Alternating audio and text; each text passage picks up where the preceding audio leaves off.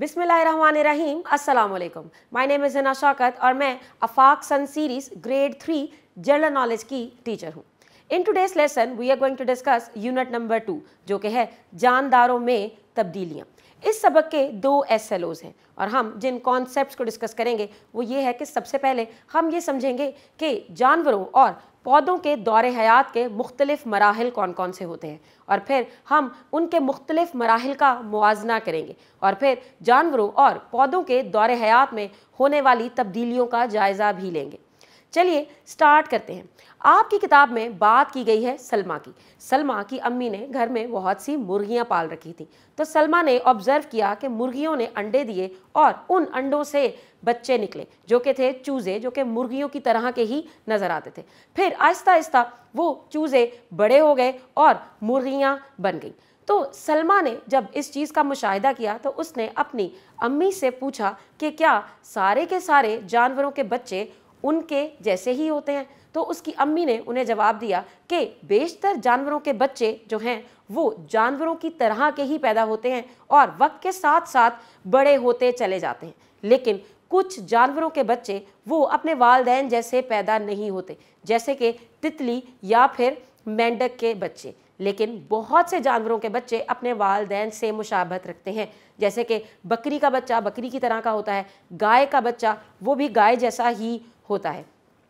तो जो ऐसे जानवर हैं जिनके बच्चे अपने वालिदैन की जैसी शक्लो सूरत लेकर पैदा नहीं होते, उनके दौरे हयात में बहुत सी तब्दीलियां आती हैं और उसके बाद उनकी जो मुशाबहत है वो अपने वालिदैन से हो जाती है। सबसे पहले हम इसमें डिस्कस करेंगे तितली के दौरे हयात को। अब तितली एक ऐसा जानदार है जो कि जब उसके बच्चे पैदा होते हैं तो वो तितली की तरह के नहीं होते। तितली सबसे पहले अंडा देती है, तो ये तितली के दौरे हयात का पहला मरहला है। अब जब वो अंडा देती है, एक बालिग तितली ने अंडा दिया, तो 2 से 3 हफ्तों के बाद उस अंडे से लार्वा निकलता है। अब आप स्क्रीन पे लार्वे की शक्ल देख सकते हैं जो कि तितली से मुख्तलिफ है, यानी कि तितली के अंडे से जो चीज़ निकली है उसकी शक्ल तितली की तरह की नहीं है, लेकिन लार्वा एक बहुत छोटे से कीड़े की तरह का होता है। लार्वा बहुत तेज़ी से बढ़ता है और तकरीबन 2 से 4 हफ्तों में नशोनुमा पाकर 2 इंच तक लंबा हो जाता है और जब वो लंबा हो जाता है तो फिर उसका नाम तब्दील हो जाएगा, हम उसे कहते हैं प्यूपा। अब प्यूपा की जिल्द आहिस्ता आहिस्ता सख्त होती जाती है और आखिरकार ये एक खौल की शक्ल इख्तियार कर लेता है और तकरीबन 2 हफ्तों के बाद प्यूपा के खौल से एक बालिग तितली बाहर आ जाती है। अब बालिग तितली जो है वो आहिस्ता आहिस्ता अपने पर खोलती है और चंद घंटों के बाद ही ये तितली उड़ने लगती है। तो एट द एंड जो तितली है उसकी शक्ल जाहिर है उसके पेरेंट्स की तरह की थी, लेकिन तितली तक आने के लिए देयर वर डिफरेंट स्टेप्स, यानी कि उसे बहुत से मराहिल से गुजरना पड़ा। सबसे पहले अंडा, फिर उसके बाद आता है लार्वा, फिर आता है प्यूपा, फिर जाकर तितली बनती है। तो कुछ जानदार ऐसे भी हैं जो कि अपने दौरे हयात में, यानी कि अपने लाइफ साइकिल में डिफरेंट चेंजेस ऑब्जर्व करते हैं, यानी कि डिफरेंट चेंजेस एक्सपीरियंस करके उनसे गुजर कर फिर बालिग जानदार में कन्वर्ट होते हैं। इसकी एक और एग्जांपल भी है, जैसे कि मेंढक। आप यहाँ पे मेंढक का दौरे हयात देख सकते हैं। अब मेंढक भी अंडे देता है। मादा मेंढक यानी कि जो फीमेल मेंढक है वो पानी के अंदर अंडे देती है। अब अंडे से मेंढक बाहर नहीं निकलता, बल्कि जो चीज़ बाहर निकलती है उसे हम कहते हैं टैडपोल। टैडपोल अपनी शक्लें तब्दील करता करता मेंढक की शक्ल इख्तियार कर लेता है। तो हमने यहाँ पे भी देखा है कि जो मेंढक है उसको बनने के लिए भी वो बहुत से मुख्तलिफ मराहिल यानी कि स्टेप्स से गुजर रहा है। मेंढक सबसे पहले अंडे देगा, अंडे से निकलता है टैडपोल और फिर टैडपोल अपनी शक्लें इख्तियार करता करता, चेंज करता करता कन्वर्ट हो जाता है एक एडल्ट मेंढक के अंदर, यानी कि एक बालिग मेंढक बन जाएगा। लेकिन बहुत से ऐसे जानवर भी हैं जो कि जब बच्चे देते हैं तो उनके बच्चे उन्हीं की तरह के होते हैं, यानी कि उनकी शक्ल और सूरत में तब्दीली नहीं आती, सिर्फ और सिर्फ वो कद और साइज़ में छोटे होते हैं। तो वो वक्त के साथ साथ कद में बड़े होते जाते हैं और फिर एडल्ट जानवर यानी कि बालिग जानवर बन जाते हैं। अगर हम पौधों की बात करें तो पौधों में भी स्टेप टू स्टेप उनकी अफजाइश होती है, जैसे कि जानवर जो हैं वो स्टेप बाय स्टेप کنورٹ ہوتے ہیں ایڈلٹس میں، اسی طرح جو پودے ہیں وہ بھی اپنی افزائش کے لیے مختلف مراحل سے گزرتے ہیں۔ جب بھی آپ کو ایک پودا چاہیے تو آپ ایک بیج لگائیں گے، پھر اس بیج سے ننھا سا پودا نکلے گا، اور پھر وقت گزرنے کے ساتھ ساتھ اس کے پتے بڑے ہوتے جائیں گے، اس کا تنا اور جڑ بڑی ہوتی جائے گی اور وہ ایک بڑے پودے میں کنورٹ ہو جائے گا۔ سارے کے سارے پودے بیج کی وجہ سے نہیں اگتے، کچھ پودے ایسے بھی ہوتے ہیں جنہیں پودوں کی کٹی ہوئی شاخ سے اگایا جا سکتا ہے۔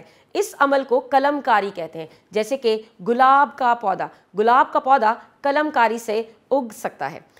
آپ کی اسکرین پہ یہاں سورج مکھی کے پودے کی افزائش کا پورا سائیکل دکھایا گیا ہے۔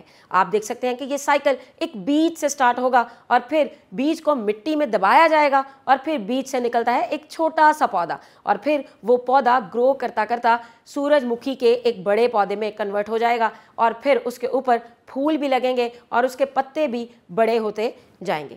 اسی طرح مختلف پودے وہ مختلف سٹیپس کو لیتے ہوئے ایڈلٹ پودے میں کنورٹ ہوتے ہیں۔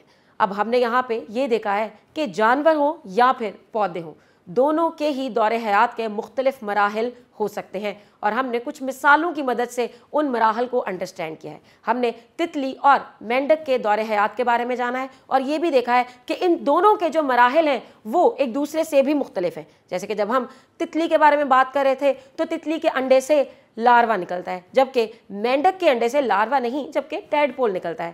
تو ان کے دور حیات میں جو تبدیلیاں ہیں وہ ایک دوسرے سے مختلف ہیں۔ اسی طرح اور بھی بہت سے جانور ہیں جن کے دور حیات کی تبدیلیاں ان سے بھی مختلف ہو سکتی ہیں۔ اب آپ کو ایک ایکٹیویٹی کرنی ہے، آپ کو آپ کی اسکرین پر تتلی کے دور حیات کی کچھ تصاویر دکھائی دے رہی ہیں، آپ کو انہیں لیبل کرنا ہے۔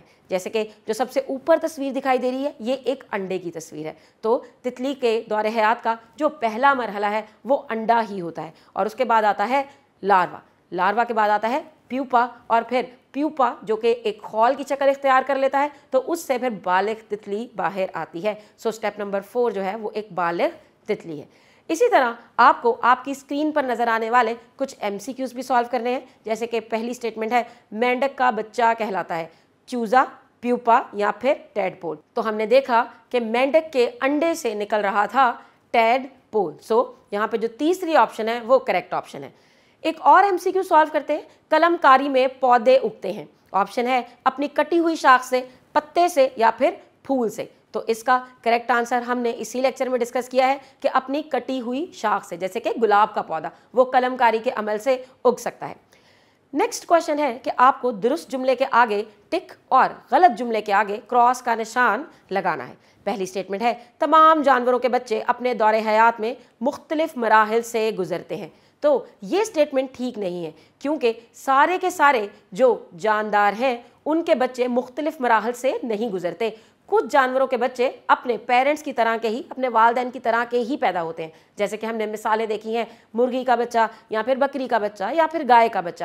تو یہ اسٹیٹمنٹ کریکٹ نہیں ہے، اس کے آگے آپ کراس کا نشان لگائیں گے۔ دا سیکنڈ اسٹیٹمنٹ از تتلی کا بچہ بالکل تتلی جیسا پیدا ہوتا ہے۔ تو یہ تو بالکل ہی غلط ہے، ہم نے تتلی کا دور حیات اتنی ڈیٹیل میں ڈسکس کیا ہے۔ تتلی کے انڈے سے جو چیز نکلتی ہے وہ لاروا ہوتی ہے، جو کہ ایک چھوٹے سے کیڑے کی طرح کا ہوتا ہے، لیکن تتلی تو بہت ہی خوبصورت اور رنگ برنگا جاندار ہے، تو یہ اسٹیٹمنٹ بھی کریکٹ نہیں ہے۔ اسی طرح آپ کو باقی اسٹیٹمنٹس بھی پڑھنی ہے، جیسے کہ مرغی بچے پیدا کرتی ہے، اور یہ بالکل غلط ہے کیونکہ مرغی انڈے دیتی ہے اور پھر انڈے سے بچہ نکلتا ہے۔ اور اسٹیٹمنٹ 4 ہے کہ سورج مکھی کا پودا قلم کاری سے اگتا ہے، تو سورج مکھی کا پودا اگتا ہے اس کے بیج سے، یہ بھی غلط اسٹیٹمنٹ ہے۔ اب آپ کو ایک ہوم ورک بھی کرنا ہے جس میں آپ کو کچھ کوشچنس کے آنسرز لکھنے ہیں۔ گھبرائیے نہیں، آپ ان کوشچنس کے آنسرز لکھنے سے پہلے اس چیپٹر کو اچھے سے یاد کریں گے، اس کو ریڈ کریں گے، اور آپ کسی بڑے کی ہیلپ بھی لے سکتے ہیں to answer such type of questions. اب پہلا سوال ہے کسی پودے یا جانور کے دور حیات کے بارے میں مشاہدہ کریں اور اپنے الفاظ میں لکھیں۔ دوسرا سوال ہے پودے کی افزائش کس طرح ہوتی ہے، اور تیسرا سوال ہے کہ اپنے الفاظ میں لکھیں کہ کس طرح انسان اپنے دور حیات میں مختلف مراحل سے گزرتا ہے۔ مجھے امید ہے کہ آپ یہ بہت آسانی سے کر پائیں گے۔ So see you all in next lecture, تب تک کے لیے ٹیک کیئر، اللہ حافظ۔